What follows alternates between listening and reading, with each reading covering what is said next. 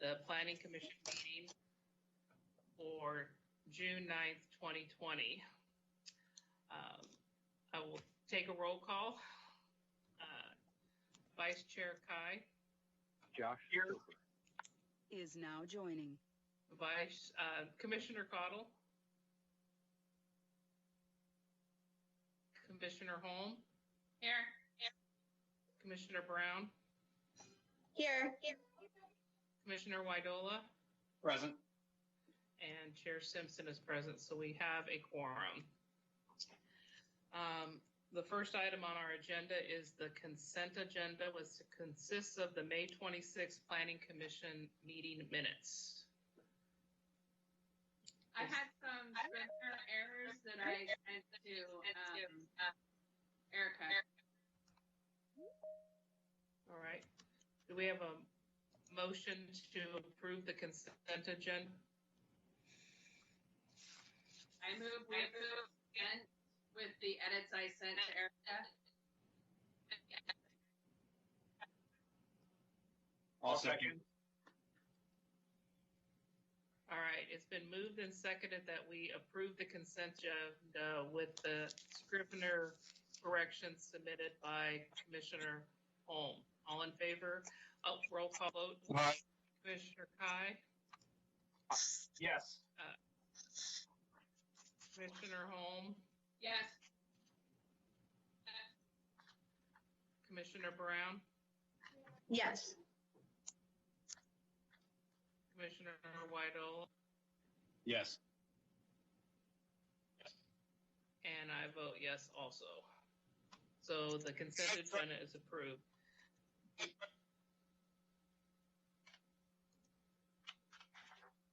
It's Mark. Oh, I'm here. good evening, Commissioner Cottle.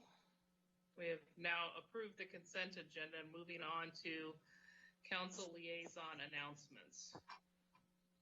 Do we have Councilor Scott here this evening? Does not appear that he had joined us, so we'll move on to staff announcements. Erica? Great, thank you. Can you hear me all right? Okay, great. So Yes. I just have a couple announcements. Our next Planning Commission meeting is going to be on June 23rd, and it is going to be a joint work session with the Parks and Recreation Board. And we're going to be reviewing the draft Parks and Recreation Plan. A second announcement, we did receive a DLCD grant for House Bill 2001 assistance for the code. Can you hear me? Erica, I don't know, we're very difficult to I'm sorry. My computer just kind of went.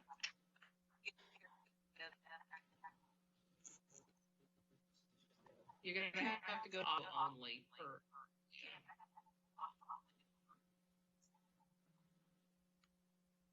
Can you hear me now?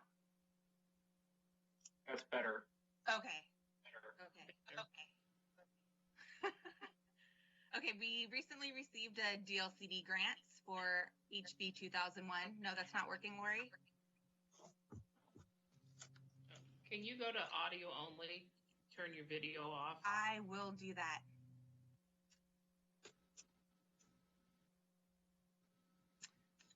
Okay, is that better? Yes, I think so. Yep. Weird. Okay, thank you. Should I start all over from the very beginning? Yes, please. Okay, great. So our next Planning Commission meeting is going to be held June 23rd, and it's going to be a work session with the Parks and Recreation Board. We're going to be reviewing the draft Parks and Rec plan. The Sherwood Parks and Recreation Board is going to be making a recommendation soon to the Planning Commission to accept that plan and to recommend it to City Council for final adoption. So we're going to review it first in a work session with that committee. The second announcement that I have is we recently received a DLCD planning assistance grant for HB 2001. which will provide us with a code audit and code assistance for the technical writing portion in our code for any code edits that we're probably going to have to make. And I see that Counselor Scott just joined us too. That is it. That's all my comments for this evening. All right, so we'll go back to council liaison announcements. Counselor Scott, do you have an update for the commission this evening? Yeah, so City Council met last Tuesday remotely, just like we meet here in Planning Commission. There was a couple of new business items on the docket. We talked a lot about the Alfresco program.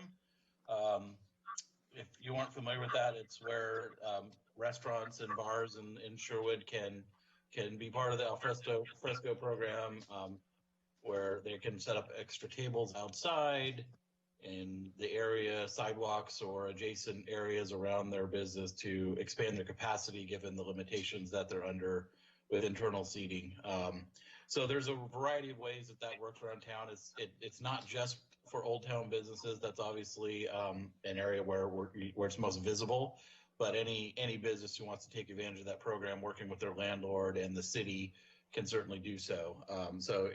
Particularly in Old Town, there's a block that's closed, one block of Railroad Street that's closed, and a couple of the restaurants there are taking advantage by having tables out in that area. I think some other businesses are using expanded sidewalk space in Old Town and rear patio areas to expand their seating capacity. And that will last throughout the summer. And there may be more businesses added and more additional changes made over the course of time as the program expands and businesses in the city and landlords can take advantage of that. We adopted our goals for this fiscal year.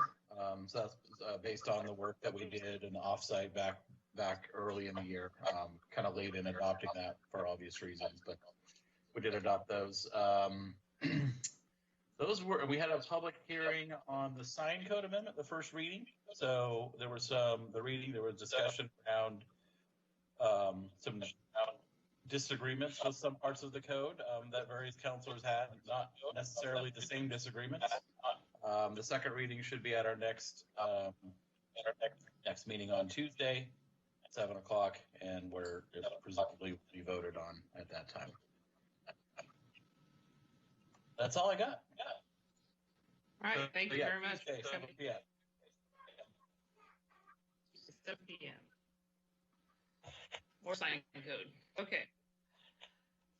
So the next item on the agenda is community comments. And pursuant to Executive Order 20-16, citizen comments must be submitted in writing 24 hours advance to be included for the meeting. We did not receive any emails or requests for comments under citizen comments. So we're going to move on to new business. And the new business is the first of two hearings. And I have the script to read for that with adjustments to the script on the fly, so patience. The public hearing on LU 2020-01 SP CUP VAR SUB is called to order. The public hearing this evening will be conducted as follows. Staff will present the staff report. Questions, if any, by the hearing body for staff. We will then open the public hearing for testimony, and time will be limited as follows. The applicant will have 30 minutes split between presentation and rebuttal. Persons in favor of the application will have 4 minutes. Persons opposed to the application will have 4 minutes. And then the rebuttal from the applicant is the remainder of their 30 minutes. We will then close the public hearing, and no other comments will be heard from the public or the applicant. Final comments by staff, questions of staff, if any, by the commission, and then discussion by the commission.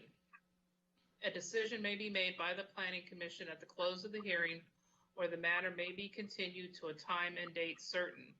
If the matter is continued to a date certain, this will be the only notice of that date you receive. Again, pursuant to Executive Order 2016, citizens must submit in writing 24 hours in advance to be included in the record for this meeting. And we did not receive any testimony forms prior to that. In reaching a decision on the application, the Commission must consider whether the application meets the relevant approval criteria in the city's land use regulations. Those criteria are identified in the staff report. There are 2 copies of the staff report available in the room this evening. Well, that's not relevant.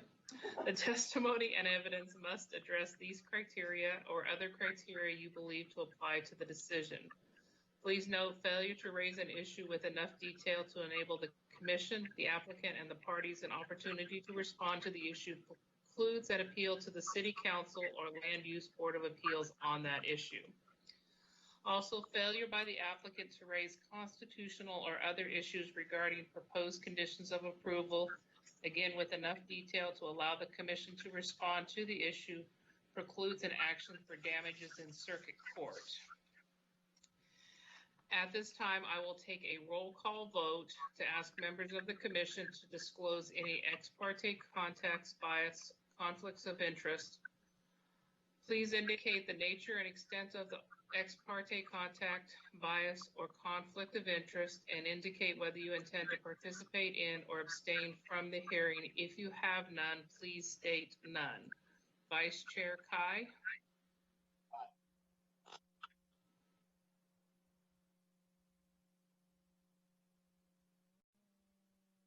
Did you get that? Vice Chair Kai? Gene, can you hear me? Oh, None. gotcha. Do you wish to disclose any ex parte contacts, bias, or conflicts of interest? No, I have none to disclose, and I plan to Participate? in the meeting. Yes. All right. Commissioner Cottle? None. Commissioner Holm? None. Commissioner Brown? None, and I'm going to participate. Thank you. Commissioner Widola? None. And for myself, I have none to disclose and will participate. We ask the applicant and members of the audience if they wish to challenge any Planning Commission members' ability to participate. And I don't know if we can see that applicant. No, we don't wish to challenge. Okay, thank you very much. All right, planning staff will now present the staff report.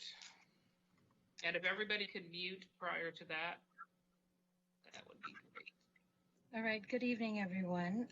Can everyone hear me?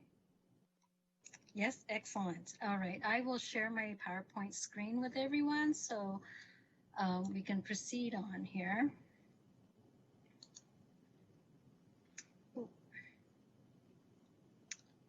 Oh, there we go. All right, so good evening, Joy Chang, Senior Planner for Sherwood Planning Department. And in front of you tonight is the Tualatin Sherwood Corporate Part, which basically requests for site plan, conditional use, subdivision, and variance requests. Again, it is for an industrial development, and I will go very specific in depth in regards to the items listed. And one of the key differences that was identified later on through this process was the applicant wishing to possibly keep the site under single ownership versus subdivision. So we'll go in great detail tied to that proposal. So the site is located at 12822 Southwest Tualatin Sherwood Road, and is reflected in red on this particular map. The site is generally located on the northeastern part of the city of Sherwood boundary, specifically southwest corner of 12th and Sherwood Road and 124th Avenue. The site is outlined again in red and it's zoned employment industrial. And the employment industrial zoning district provides employment areas that are suitable for and attractive to key industries and industry clusters that have been identified by the state of Oregon and the city's economic development strategy as important to the state and local economy. Preferred industry sections for areas zoned in the employment industrial are clean technology, technology and advanced manufacturing, and outdoor gear and activewear.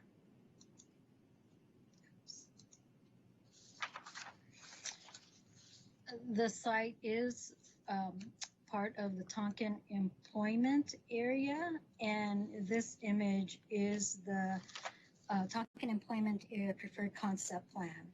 And the site again is outlined in yellow. And that concept plan was adopted back in September of 2010. The approval criteria are listed on this slide for your reference, and I will not read every single one of them. So let's start with the review request. So one of the key aspect is a conditional use. So I just inform you that the site is zoned employment industrial, which is EI, and the EI zone has restrictions which limits the size of standalone warehousing and distribution uses to 150,000 square feet unless a conditional use permit is obtained. And the applicant request includes a conditional use permit to authorize building C, which is highlighted there in yellow, to have an area of 183,292 square feet. So the required condition of approval criteria have been satisfied and are reflected in the staff report. Key things are that public facilities and services are going to be available. They conform to other standards of the zone, compatible to abutting land uses, meets overall needs of the community and meets goals and policies of the comp plan, and surrounding properties are not adversely affected by the use, and the impacts of the proposed use of the site can be accommodated. And of course, the site itself is not impacting sensitive wildlife species or natural environment. So staff is recommending approval in regards to that conditional use request. The other review consists of a site plan, and with the site plan, it basically identifies industrial development have to go through a site plan review where that meets certain criteria. So for the proposed portions of the proposed industrial development within 200 feet of an arterial or collector street and visible to the arterial or collector, which meaning not behind another building, must meet any of the 4-6 design criteria.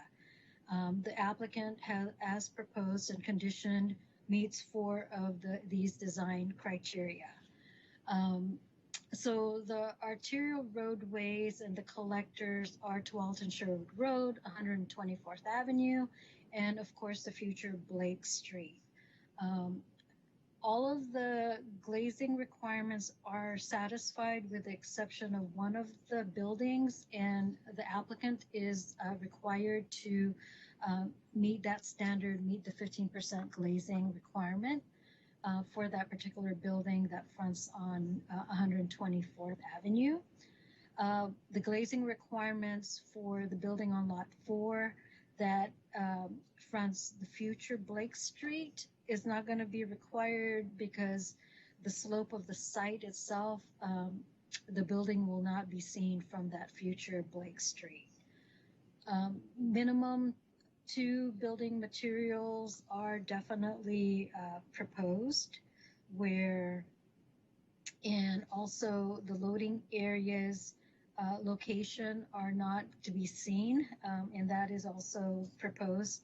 And screening for the rooftop mounted equipment have also been provided.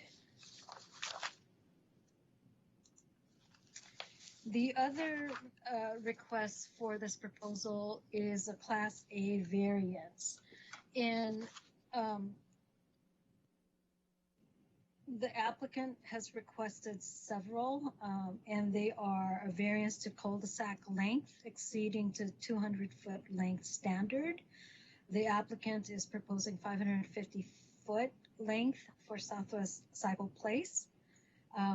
Also, the applicant is requesting exception to the required connectivity of Southwest Cycle Road between Tualatin Sherwood Road and Blake Street.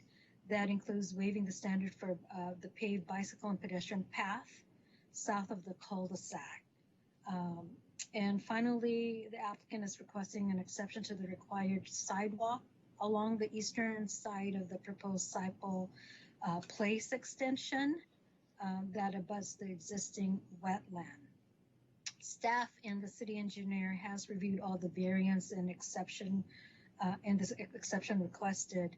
And the city engineer did a detailed analysis in regards to this, and it's part of your exhibit B3 of your packet.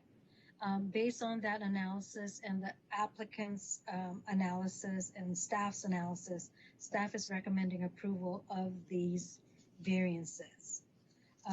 One of the key criteria is the hardship to the development. Does it exist on the site? And it's not self-imposed. There is actually hardship on this site, and it's not self-imposed based on the wetlands on site and significant elevation gain from the north to south of the site.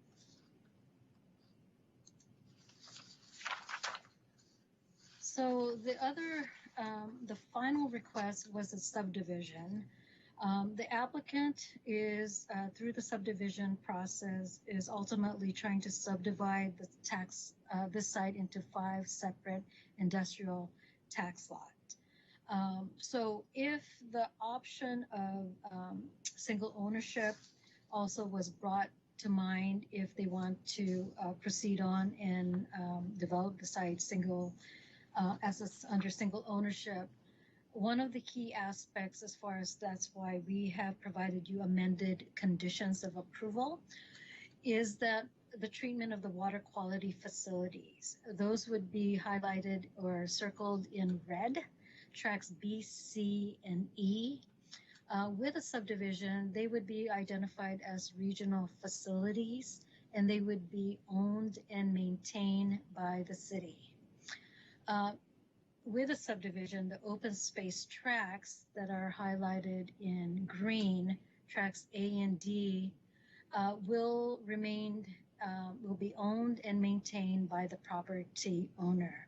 So it will just, the city will not take it even with a subdivision. They will just be owned and maintained by the property owner through a subdivision. And what we do require from the applicant are CCNRs for the maintenance aspect, especially if it is subdivided and it's all different owners. It just helps implement the maintenance aspect of the entire site as a whole. And that is conditioned appropriately. Under single ownership, the water quality facility, and again, the open space tracts will all be privately owned. We are asking the applicant to provide us and Clean Water Services access easements to these facilities so that we can help or do inspections and what may be necessary. In addition to that, Cycle Place is going to be a local roadway under a single ownership. It still will be a public roadway, but we will require a public stormwater treatment that also needs to be public versus private.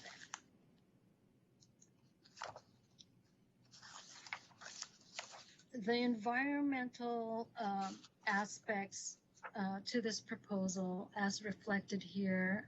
And definitely the north is, the image is not facing north, just so that you guys can get oriented here. The applicant submitted, the submittal included a natural resource assessment prepared by Pacific Habitat Services. There are actually 3 wetlands identified within the boundaries of the site, and no impacts or alterations are proposed to those wetlands on site. Clean Water Services provided a service provider letter that included environmental reviews and conditions tied to mitigation, protection of sensitive areas and vegetative corridor. The development did receive a wetland delineation determination concurrence letter issued by the State of Oregon Department of Land Use, Department of State Lands. Also, Department of State Lands also provided a wetland land use notice response that included 2 requirements: that the proposed activity will impact wetlands and require that the state permit, require a state permit, and that a federal permit may be required by the U.S. Corps of Engineers. In regards to transportation, so Southwest 124th Avenue is a county right-of-way. So the applicant did obtain a local street access to an arterial roadway design exception. So that has been granted and is included as part of the submittal requirements. Frontage improvements are going to be constructed as part of the Washington County Misstep Road Winding Project, and the applicant is going to be required to pay their proportionate fee in lieu of construction. And then the applicant is also going to be required to provide additional right-of-way dedication, ultimately being 53 feet from center line. The parcel also abuts 124th Avenue, which is a county roadway. The county will require a facility permit for these improvements that include the sidewalk, planter strips, street trees, and all of these other items that are listed here. In addition to that, 153 feet from center line right-of-way dedication will be also required for 124th Avenue. Tied to City of Sherwood engineering, that we will require an interim traffic control signal system on the north leg of Southwest Tualatin Sherwood Road and Southwest Sipal Road intersection. And also Southwest Sipal Place will be a local public roadway that will also require the typical local roadway standards. Public notices and agency comments and public testimony, as reiterated by Jean, we did not receive any public testimony as of the end of the day today. Public notice was sent out to the property owners within 1,000 feet. We posted it in 5 different locations throughout the city and published it in the Tiger Times twice as required. And we, of course, routed it to other agencies and departments, and all of their comments are reflected within the staff report. And based on the review of the applicant's submittal and the zoning code agency comments and finding of fact in the staff report, staff recommends approval of the Tualatin Sherwood Corporate Park subject to conditions of the approval in the staff report and as amended tonight. That concludes my presentation and can answer any questions you may have. Joy, before we take questions, I want to ensure that all of the commissioners received your latest email with the revised amended conditions and Exhibit B4 for the record. So can I get a roll call confirmation that everybody got the amended conditions and Exhibit B4? If not, we'll take a moment to get those down. Vice Chair Kai? I did receive those. You did? I did. Okay. Commissioner Cottle? Yes, I got it. Commissioner Holm? Yes, I have them. Okay. Commissioner Brown? Yes, I have them. Commissioner Wadola? Yes, I have them. And I have them also on applicant. If you do not have them, we mention it at the beginning of your time, and we'll make sure they get out to you. All right. Do we have any questions of staff before we have the applicant do their presentation? This is Cottle. I have a question.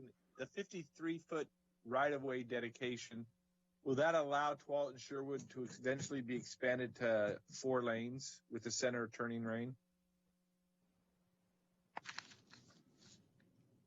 Did you hear me? Yes.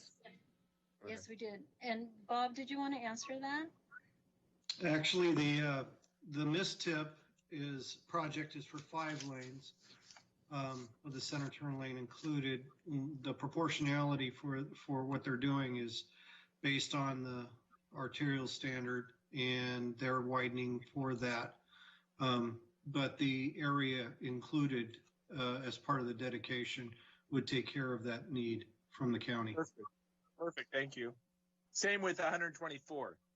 That is correct. Same distance. Okay, thank you.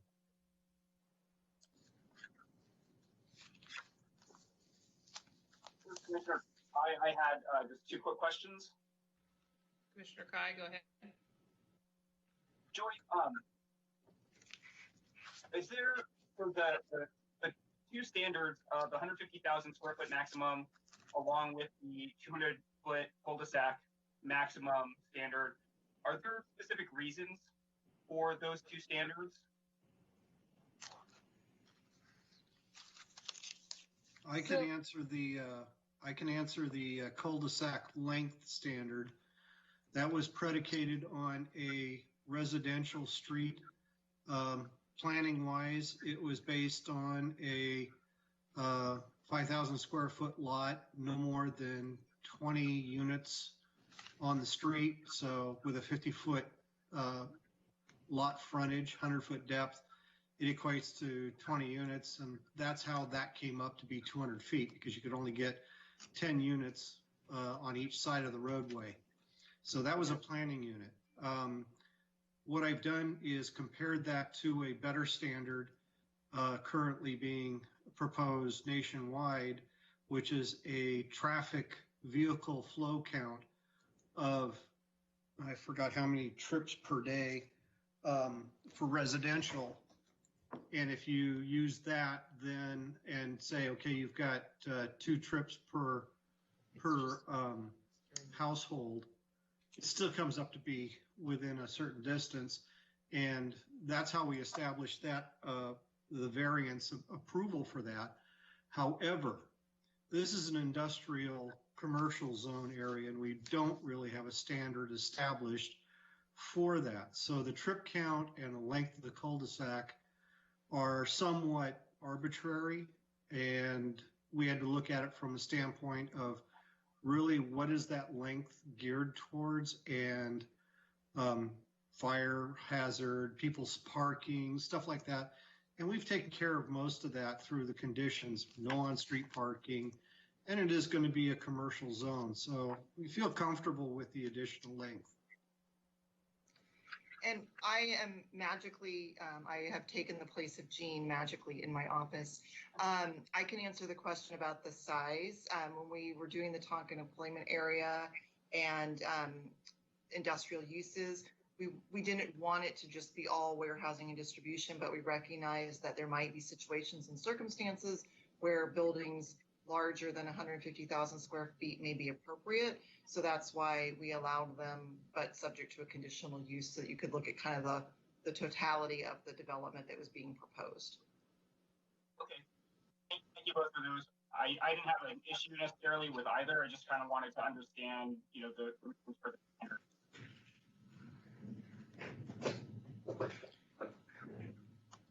Thank you. And one more comment I'll make before we move it to the applicant is I had asked why we weren't connecting Seipel Road through to Blake and understanding the grade. I, on a flatline drawing, also couldn't understand why we couldn't just make a pedestrian connection.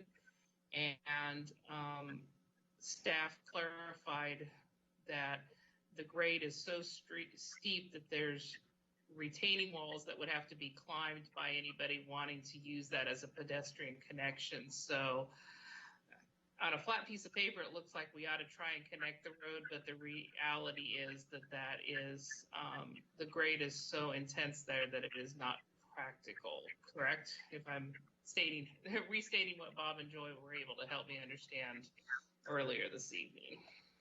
That is correct. Thank you. Do we have any other questions of staff before we turn it over to the applicant for their presentation?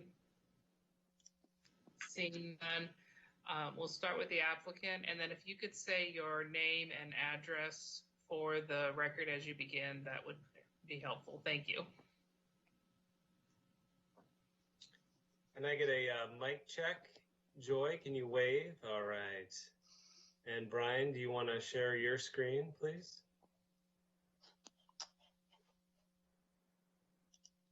It's coming. While we wait, my name is Kirk Olson. My address is, residential address is 5790 Ridgetop Court, Lake Oswego, 97035. And thank you for putting that up there, Brian. I am a senior vice president with Trammell Crow Company, the applicant, and we are thrilled to be here. It's been a long time coming. With me, I've got Tom Nicewander, and Tom is Trammell Crow's head of development and construction management. You can see their initials maybe.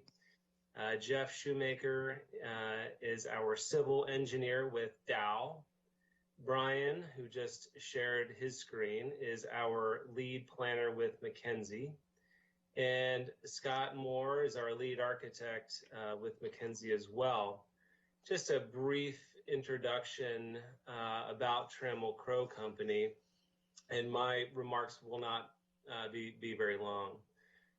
Trammell Crow Company has a 30-year history of developing multi-building industrial parks in the Tualatin-Sherwood Road corridor. We started our first project in 1990. It's called the Tualatin Corporate Center.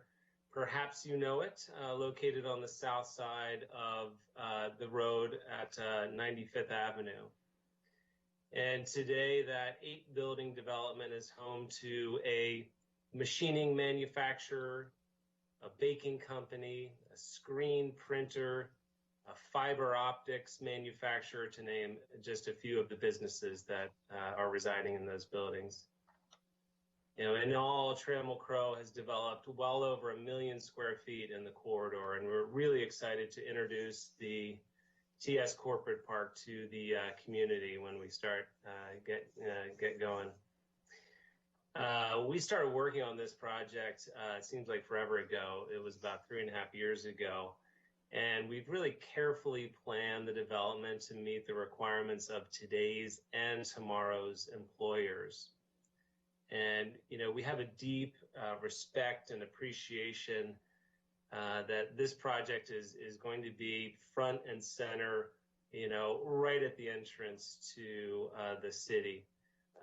And so, you know, again, we have that appreciation for, you know, its prominence and permanence, and we respect that.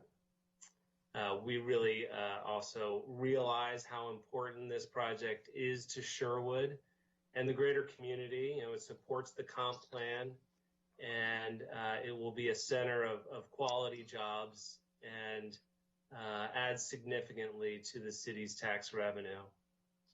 We're excited to get going, and you know, over the last three plus years, we've really had the pleasure of working with, you know, so many city staff, Bob and Joy, Erica, Julia, Bruce, Joe, Craig, you know, and others. And so I just wanted to say on behalf of the team here, thank you. Thanks for the time and energy, and always being willing to meet with us and kick around ideas.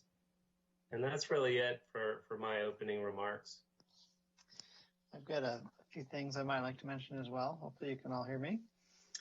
So just to reiterate some of the items that Joy had mentioned, you know, this is a pretty exciting development. in the Tonkin employment area, since the city's been planning that for quite some time, 15 plus years. So this is a significant way to kickstart development there, 535,000 square feet in 5 separate buildings. They are speculative, meaning Trammell Crow doesn't have specific tenants or users that have signed up to use the site. And that's why there's a little bit of open-endedness in the materials that were submitted.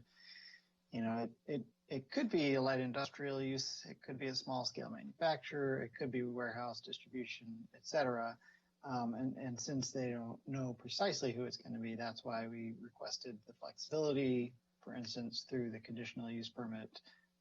If there's a user that would want to use that building C that wants to do warehouse, well, since it's over 150,000 square feet, we requested the conditional use permit and provided the commentary and evidence to show how that would be compatible with the surroundings. In terms of the buildings themselves, you can kind of see on the upper part of that, of the image on your screen, this will be a concrete tilt-up building with glazing primarily at the office locations. So windows help to orient the user, and frankly, the office workers are the ones who need the windows more so than any sort of storage or manufacturing component. So those are typically on the ends. And the instruction that we received from Trammell Crow was designed to the code, meet the code provisions. So not only with respect to building styles, but also looking at waterways that this can be an appropriate development for its context. So there's a significant number of trees on site, and many of those are being preserved where appropriate. And this project well exceeds the required tree canopy for the city. And then, as Joy mentioned, there's wetland areas on site, and Trammell Crow made an early decision not to impact those wetlands at all. So 0 wetland impact.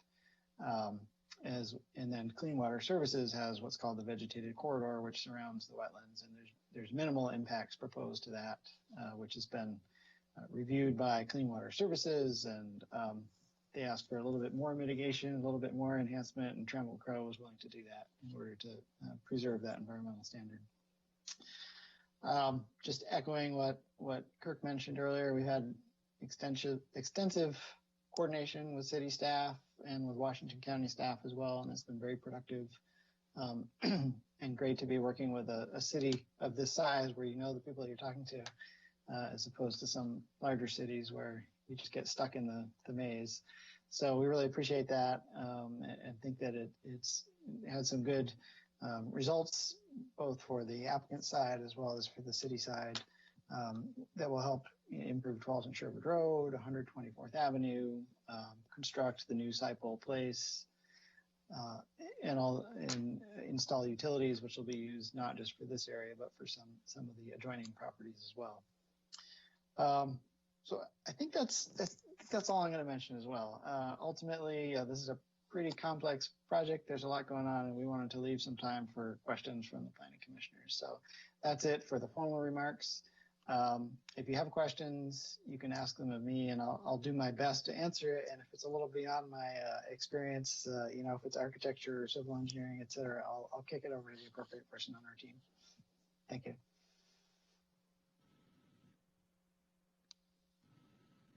Thank you very much. I had to unmute, and that was a 7-minute presentation, so you have 23 minutes for rebuttal. If okay. we get there. For all the public? For all of the public that did not sign up. I do have one question before I ask other commissioners.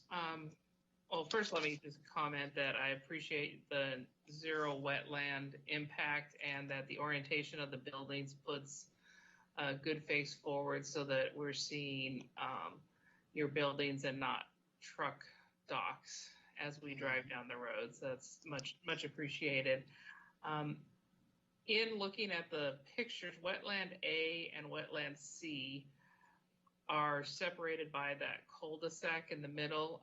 Is that creating like an orphaned wetland site, or is there a water conduit that's doing that, or is it just a dry wet? Well, that doesn't make any sense. It's not a dry wetland, so how is Right. it connected to the waterway system somehow? Yeah, so as Joy mentioned, Pacific Habitat Services, the wetland consultant, has examined the site and looked at these. And in addition to that, there's also a geotechnical engineer consultant, and they've done borings around the site and looked at everything. They think it's possible there may be some underground connections between those wetlands, but there's nothing on the surface. In fact, wetland A, and then a little tiny one next to it, wetland B, those are fairly isolated, and it's just sort of a depression in that area where the overland flow ends up, as well as some subsurface seepage. So we don't think that the construction of Saipol Place will affect that at all, based on the guidance we've gotten from the wetlands consultants and the geotechnical engineer. Okay, and before I forget, I just wanted to confirm you received the amended conditions from staff from this afternoon, and do you agree and accept the conditions as revised in the email from this afternoon? Yes, thank you for confirming that. We did get them. We talked them over with staff, and we are on board with those. Thank you very much. All right, thank you. Do we have any commissioners that have questions of the applicant? I don't see any meeting chats or hand raises. All right. If there are no questions, then the screen just went. Okay. Screen went away. Okay, then we're going to close the public hearing, and no other comments would be heard from the public or the applicant, and we'll go into deliberation for this application. Last call before we close. All right, we're going to go ahead and close the public hearing. At this time, we can have any questions directed to staff before we entertain a motion. Can I just ask a question of Joy real quick on the amended conditions? Yes. So can you confirm, Joy, that E35 is actually deleted?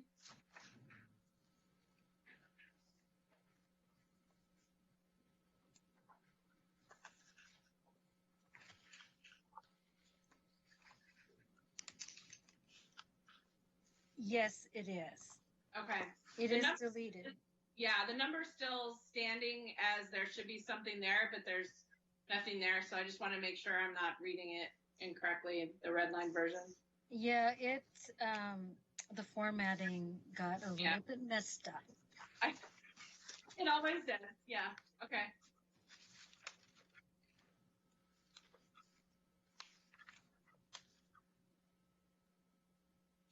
All right. Again, I would like to thank the staff and the applicant for an amazing job with this very complicated application.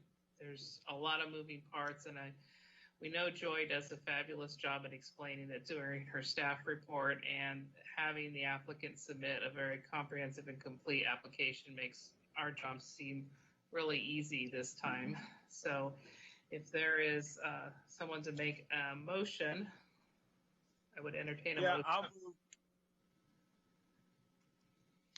I'll move that we approve the Tualatin and Sherwood Corporate Center case file LU 2020-001 SPC UP VAR and SUB with the conditions and amended conditions that we received tonight. Second. All right, it's been moved and seconded that we approve LU 2020-01 SP CUP VAR and SUB. Any further discussion? And I will take a roll call vote if there's no further discussion. All right, Vice Chair Kai. I approve. Commissioner Cottle. Yes. Commissioner Holm, I approve. Commissioner Brown, Yes. is that a yes? Commissioner Widola, Yes. and Chair Simpson, I vote yes.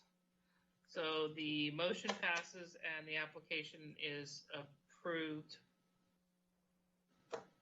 Yay. Thank you to the applicant for joining us this evening and participating in our very first, very complicated one.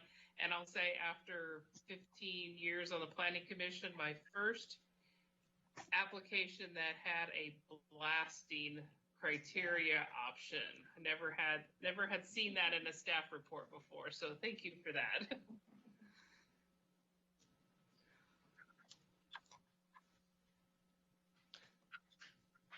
Brian, I think you're still muted. We can't wait to hear what your comment Oh, is. yeah. Just trying to help you check off all the boxes of things that you've experienced on the Planning Commission. Yeah, there you go. Well, it's a means to an end, and I think the end result will be a completely presentable, wonderful-looking project from Tualatin and Sherwood Road. Well, thank you very much. Thank you. All right. Take care. All right. We have one more hearing that we need to attend to this evening. So I will pull out the script for our legislative decision. And, okay. The Planning Commission will hold a public hearing on text amendment to Industrial Land Use District Case File LU 2020-003PA. The purpose of this hearing is to provide the public with an opportunity to testify and provide information to the Planning Commission concerning Case File LU 2020-003PA. The Commission will conduct tonight's hearing in the following order. The staff will present the staff report, followed by questions, if any, by the Planning Commission. We will then open the hearing for public testimony, and each person's time will be limited as followed. The applicant is the staff, and they'll have 30 minutes between presentation and rebuttal. Persons in favor of the application, 4 minutes. Persons opposed to the application, 4 minutes. And rebuttal from the applicant is the remainder of the 30 minutes. We will then close the public hearing. Final comments by staff, questions of staff, if any, by the Commission, discussion and deliberation by the Commission. A recommendation to City Council may be made at the close of this hearing, or the matter may be continued to a time and date certain. If the matter is continued to a date certain, this will be the only notice of that date you receive. And pursuant to Executive Order 2016, citizen comments must be submitted in writing 24 hours prior to the meeting to be included in the record for this meeting. We did not receive any comments or requests to participate this evening, but this is a de novo hearing at the City Council. So if you would like to participate in this matter, you have the opportunity to submit your testimony before the City Council. Okay. And again, this is a legislative matter, so we do not have ex parte contact considerations to discuss. And we are making a recommendation to City Council, and the City Council will make the final decision with the appeal to LUBA. All right, Planning Department is going to present the staff report. Great, thank you. I'm just going to share my screen here. All right, so what you have before you tonight in this public hearing are some text amendments to the Industrial Land Use District Code. The case file is LU-003PA. So what this proposal does specifically is it allows for hospitality and lodging uses as a conditional use within the light industrial zoning district with some special standard criteria. That's the proposal that you have before you. So a little history and context here.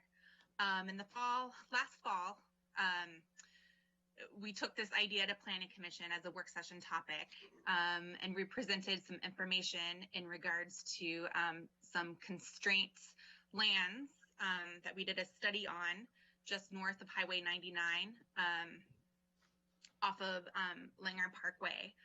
And we did this study with the Transportation and Growth Management Group, and we looked at basically the transportation access and land use concerns on those properties to the north there. And we looked at, all of the constraints. And what came out of this study was that these potential sites had, relatively the highest and best use was for residential, hotel, and office. And we also, have learned over the past year there have been interested property owners in the light industrial areas that would like to see additional hotels as a type of use within the zoning district. And we also know that a hotel use or lodging uses in close proximity to industrial zones are both a convenience to employers and employees, and they can also provide an additional economic impact on the local Sherwood economy as people use services close by to hotels. So the proposed amendments would change the land use table within that zone to allow hotel and lodging uses as a conditional use permit. And then we also included some special standards around hospitality and lodging uses. We had a discussion in our earlier work sessions with Planning Commission kind of about these special standards. Should we have special standards, or should we allow this type of use as a some sort of overlay, an overlay district for hotels within the zone? And out of that conversation, we looked at two ways of doing it. We looked at special standards and possibly creating an overlay. And we just staff had found and presented to Planning Commission that if we went the overlay route, it was pretty cumbersome. We didn't have any standards in our current comprehensive plan that spoke to a hotel or hospitality overlay zone on our general plan map for the city. So that would need to be created, and the comp plan ultimately would have to be amended. And then every single time you create an overlay zone, you have to think about how it's processed. So, for example, our planned unit development process in Sherwood is a two-step process. First, it goes to Planning Commission, and then it goes to City Council for adoption, and then it goes back to Planning Commission for site plan approval. And sometimes that can be cumbersome. Staff, we presented to Planning Commission during those work sessions, having some special standards just around hotel uses. The first standard was to have these uses in the light industrial zone, and they must be sited within a quarter mile of the general commercial and retail commercial zone. We felt that this was a good standard because people utilizing the hotel in these light industrial zones could walk the quarter of a mile to, grocery stores or other services in the Sherwood area. And that, just overall has a positive effect on the local economy. We also looked at our development and design guidelines, and staff has proposed to use the commercial design standards that are in our commercial matrix for hotels in the light industrial zone.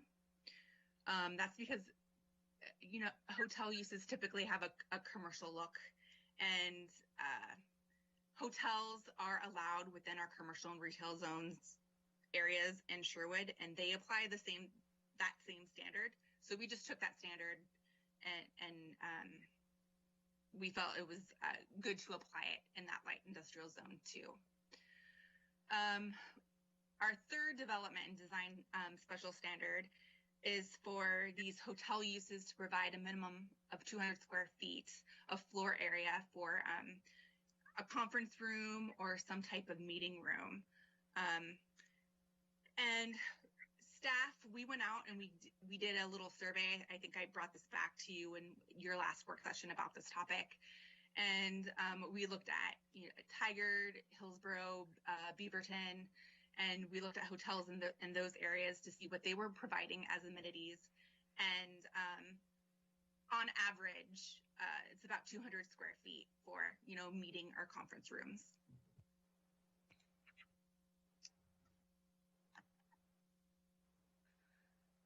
So approval criteria. So, the first approval criteria is community need. And during the work sessions that we had in the fall, we talked about this community need. We talked about the Planning Commission really recognized that, industrial zone land is for areas that are suitable for larger employers that, that do pay higher wages. But the commission also understood that, some parcels in the zone, due to their location or constraints, could provide an opportunity for hotel development. So the text amendments have to be consistent with our comprehensive plan. And as such, they are. There are actually some economic and development policies in our current comp plan that are favorable to the text amendments that you have before you tonight. That's policy 1. The city will coordinate an ongoing economic development planning with involved public and private agencies at the state, regional, county, and local level.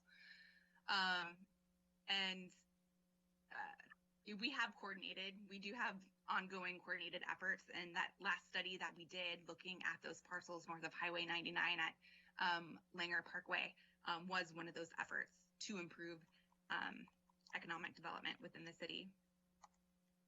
I'm not going to go through each one because each one of these is in your planning packet tonight. But our economic development strategy that was adopted in 2006 also lists several policies and strategies that support the proposed amendments tonight. Policy 1, support existing businesses that recruit additional businesses that provide local family wage jobs. Hotel lodging uses can support existing businesses within the Sherwood community that provide for family wage jobs. Policy number 2 was supporting tourism as an economic engine. And the strategy that goes with policy 2, strategy 2.5, was to address the lack of hotels or other lodging uses within the city to increase tourism potential.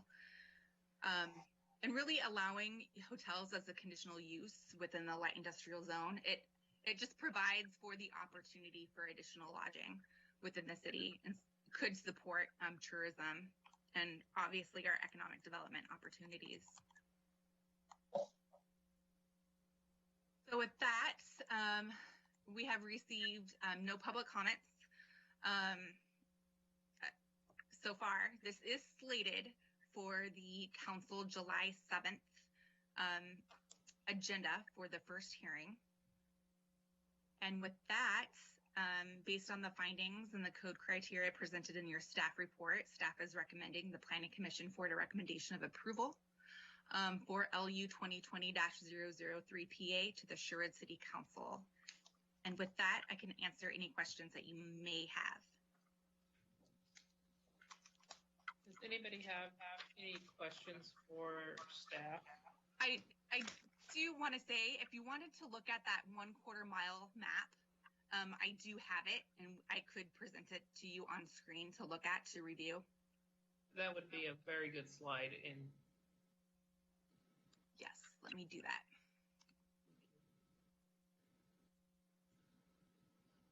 Can you everyone see it? I think you need to zoom in a little bit.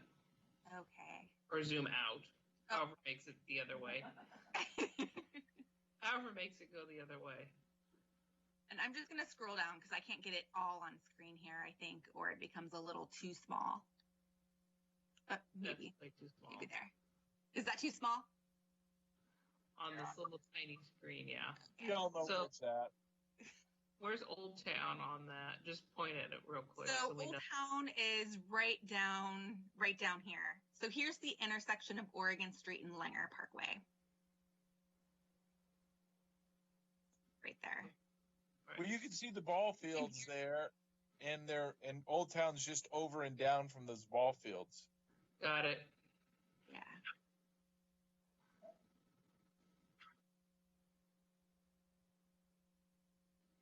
I've got no questions. I think this is good for the city. Great. I agree as All well.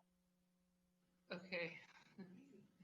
Yeah, my issue with this, and I will be voting against it for the purpose, not because it might not be good for the community, but because we're in the middle of a comprehensive plan and so many other things should be prioritized as important as this. I believe residential design standards and some of the other things that would benefit the community need to be addressed. And if we're choosing just to piecemeal what we feel is important in a comprehensive plan that's 20 years old, we are setting a precedent that says that this comprehensive plan is correct and that we're taking everything at face value on it. And I think it's bad practice as we're in the middle of the comprehensive plan to be referring to an old comprehensive plan and making such piecemeal decisions. And I think that's why I would vote no, because I think the process that we're using to make these decisions is flawed. So That's a really good point, Gene. Erica, if this, if this was forwarded with the city council with a recommendation of non-approval, and city council eventually voted against it, what adverse effects might there be at this time? And otherwise, like, how quickly would this be approved in the way that Gene is ideally thinking of? So in the way that Gene is thinking of, if we waited until, after the adoption of our comp plan that's in the works, it would probably be at least probably a year out. Mm-hmm. I mean, and does that create significant adverse effects in terms like economic impact, or are there property owners that wish it evolve? So, if those folks who, might be interested or have, a potential interest of hotel development, they would have to, wait, until this went into effect, to submit a land use application. So if anybody was interested in that type of development, they would have to wait. Yeah.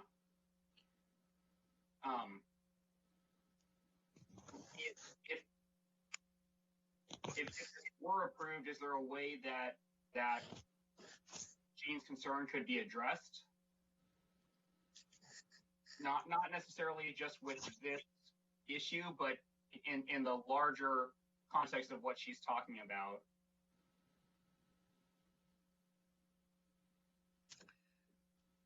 That's a good question. I mean, we haven't adopted, any of our working, final draft comprehensive plan goals and strategies at this point in time.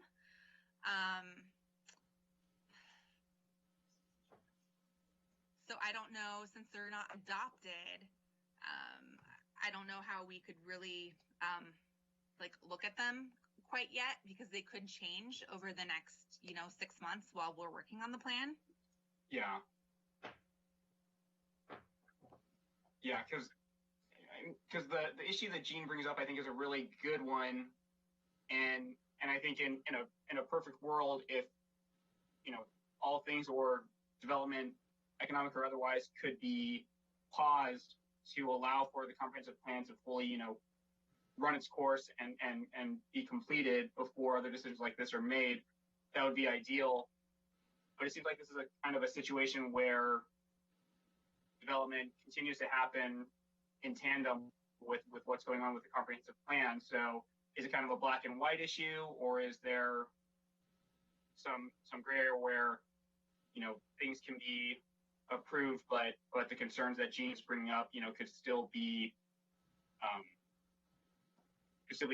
addressed or understood?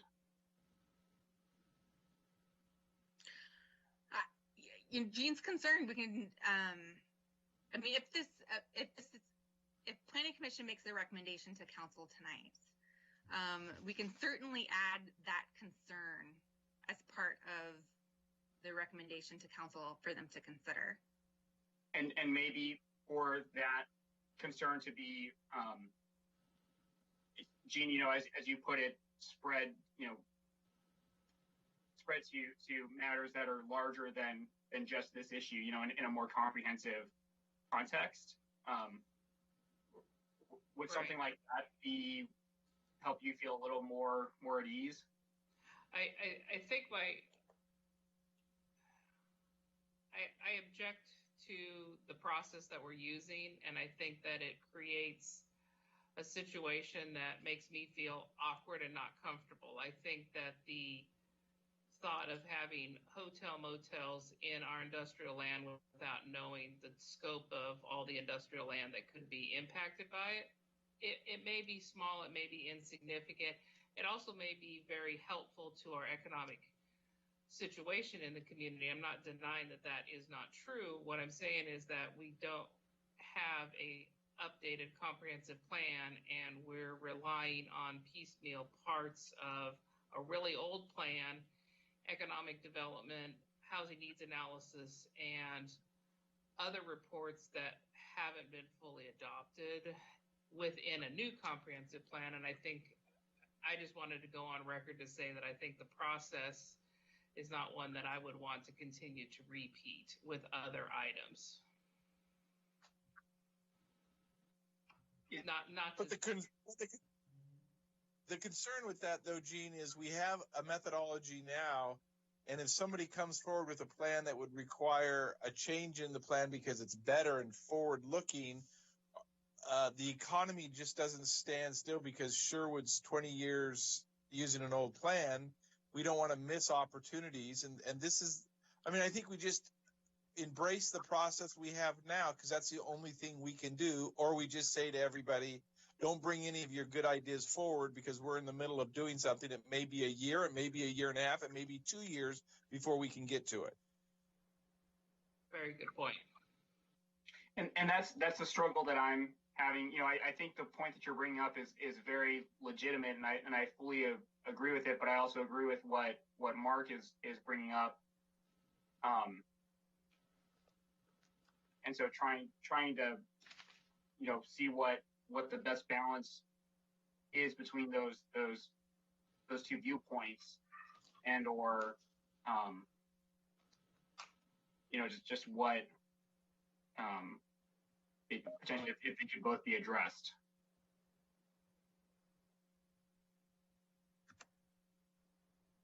Okay. Well, I think it's important for us to move forward. We got to get the comprehensive plan done, and let's be diligent in doing that so we don't have this problem again. I agree, absolutely. Yeah. Is there Erica, is there potentially other issues similar to this that might come up, before comprehensive plan is completed and adopted? Or does this seem to be a pretty isolated matter? I think this is pretty an isolated matter. I don't think over the next 6 to 7 months, I don't see another issue like this coming up prior to the comp plan, moving forward with adoption. I do have to say that our housing design standards, our housing standards, we're going to be looking at those fairly quickly just because we did get that DLCD grant, which really helps us, and we're going to be on a time frame to get that work done. So are you saying that we are able to establish residential design guidelines and standards for the entire city? Yeah, that's something that we're going to be starting here. Okay. And And that will be prior to the completion of the comprehensive plan update?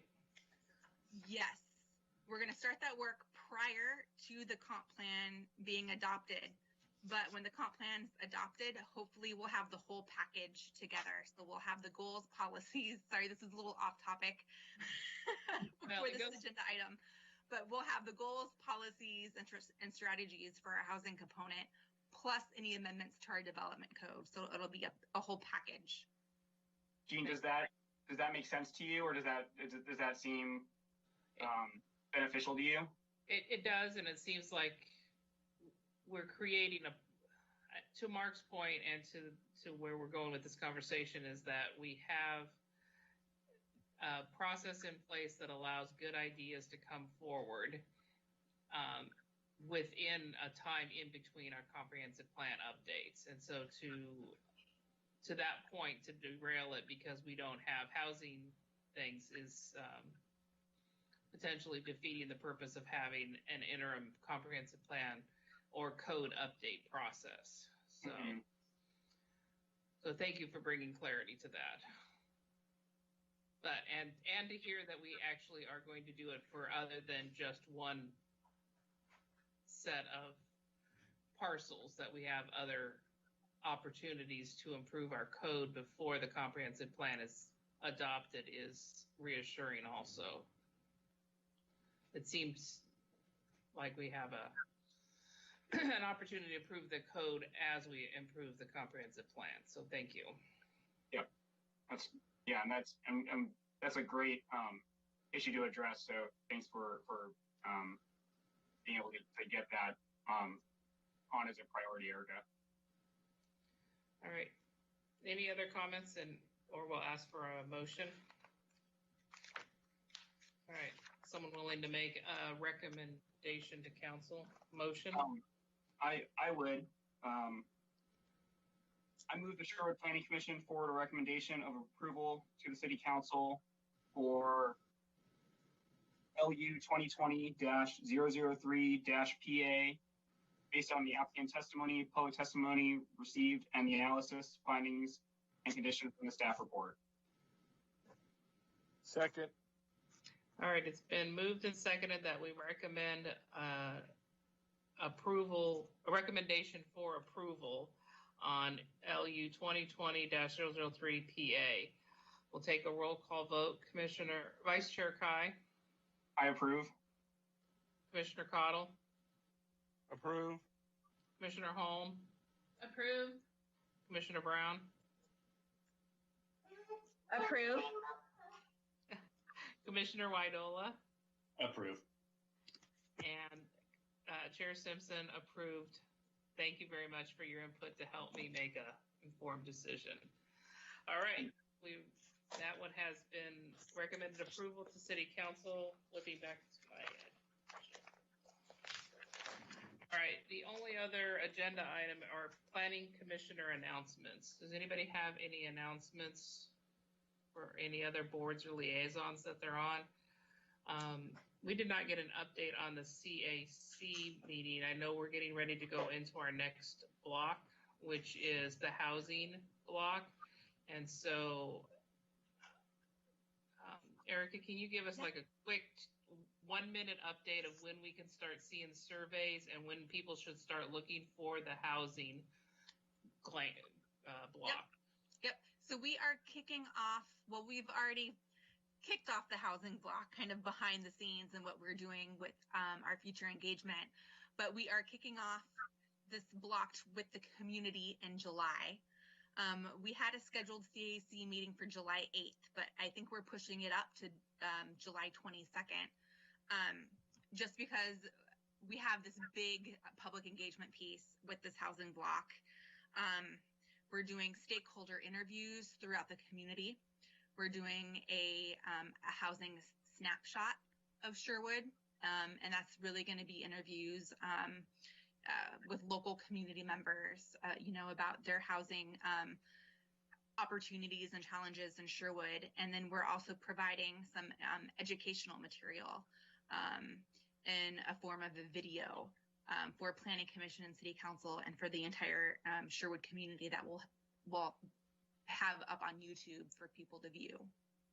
Did you get enough people to participate in being interviewed for the opportunities and the stories that are going to be part of the process? Yes, for that housing snapshot of Sherwood, we have about 10 people right now that's on our list to interview. Our stakeholder list is much longer. We have about I want to say we have about 15 to 25 folks on the general stakeholder list. And this housing snapshot with those 10 people it's really going to reflect, I think, or we're hoping it's going to reflect the information that's in our housing needs analysis. And so we can kind of, we're going to have a nice infographic prepared with these short stories of folks in the Sherwood community that really illustrate kind of, what we're seeing in Sherwood as far as housing. And do you have links? And you said that all commissioners and all council members are being interviewed. And yes, as part of the stakeholder interview, all planning commissioners and all city councilors are being interviewed. And did you reach out to the other boards and commissioners, other boards, to see if there were other participants that were willing to be interviewed? We haven't yet, but we can certainly do that. Because as we mentioned, we want to make sure that we have a good representation of the general population of Sherwood, because we're doing great outreach for the minority groups, but we want to make sure that we reach out really well to our regular citizens. Right. And Commissioner Kai, you had a comment? Yeah. Erica, when will those interviews happen for us as commissioners? We are going to be scheduling, I'm sending out an email tomorrow. Okay. So hopefully we'll get them all scheduled here within the next week. And then I was also curious, with everything that's been going on with coronavirus and whatnot, and especially in regards to areas that are harder hit and the correlation between density regarding housing and whatnot, in same places like, New York and things like that. How has that affected this subject, or the conversation around housing and especially in regards to density? Well, we haven't had our first CAC meeting yet around this topic, and that actually what you just brought up, Kai, that might come up as a topic. Mm-hmm. I just don't know yet. Okay. All right. Thank you. Mm-hmm. Thank you for taking that time. Erica, just real quick, is there anything that the PAT needs to do at this point? No, I think our project advisory team that's helping us with our public engagement activities, I don't think there's anything more at this point, but we'll definitely be reaching out to you guys during this block quite a bit. I know we already have, which is great because your input is really, invaluable to this process. I just want to make sure nothing's being missed. So great. All right, fabulous. I don't see anybody else raising hands or inputting in the chat. So if there are no other announcements or items, we will adjourn. The only other thing I was wondering, regarding our meeting packets, should we drop those off at City Hall, or what should we do with them? The binders? Yeah. And the blue. And the bags. Yes, you can drop them off at City Hall. And if you can't drop them off, just let me know. Okay. And you can put them in the buckets. We're open from 8 to noon now, and if it's afternoon, we've got buckets in the lobby area that you can put your stuff in. Did everybody hear, Julia, that there's buckets afternoon? Yeah. Yep. All right, perfect. All right, then, hearing no other comments, we will go ahead and adjourn. Thank you. Thank you. Thank you. Bye. Thanks, everyone. Thank